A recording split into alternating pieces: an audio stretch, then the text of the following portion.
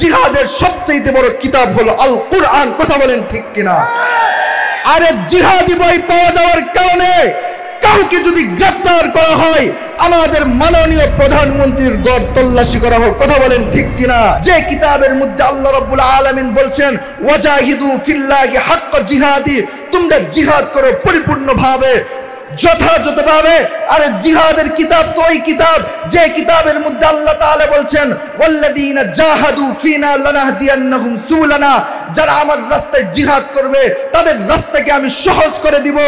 আরে অসংখ্য আয়াত দ্বারা আপনাদেরকে দলিল দিতে পারবো যে কিতাবের মধ্যে আল্লাহ রাব্বুল আলামিন জিহাদের কথা বলছেন। জিহাদের সবচেয়ে বড় কিতাব হলো আল কুরআন। কথা বলেন ঠিক কিনা?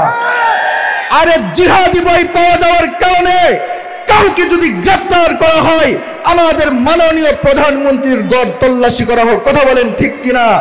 আমাদের বিরোধী দলীয় নেত্রীর গড় তল্লাশি করা হোক, আমাদের সমস্ত এমপি মন্ত্রী মুসলমানদের গড় তল্লাশি করা হোক।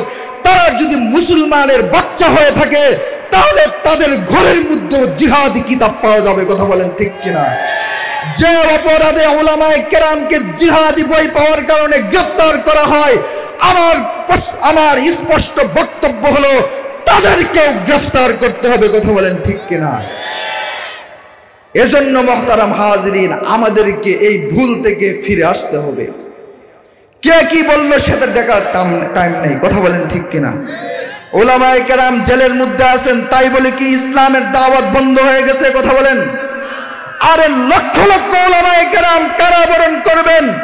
ভারতবর্ষ যখন স্বাধীন হয়েছিল, ভারতবর্ষকে স্বাধীন করার জন্য হাজার হাজার উলামায়ে কেরামের লাশ গাছের মধ্যে জ্বলছে, এরপরে উলামায়ে কেরাম বিন্দু পরিমাণ ইসলাম থেকে পিছপা হন নাই। কথা বলেন ঠিক কিনা? উনারাই হলো আমাদের আকাবির শেখুল হিন্দ মাহমুদুল হাসান দেওবন্দি রহমতুল্লাহি আলাইহি, হুসাইন আহমদ মাদানী রহমতুল্লাহি আলাইহি, হুজ্জাতুল ইসলাম কাসেম নানতবী রহমতুল্লাহি আলাইহি ইংরেজদের বিরুদ্ধে লড়াই করে গেছেন। আমাদের উলামায়ে কেরাম জীবন বিলিয়ে গেছেন, বিন্দু পরিমাণ পিছপা হন নাই। কথা বলেন ঠিক কিনা?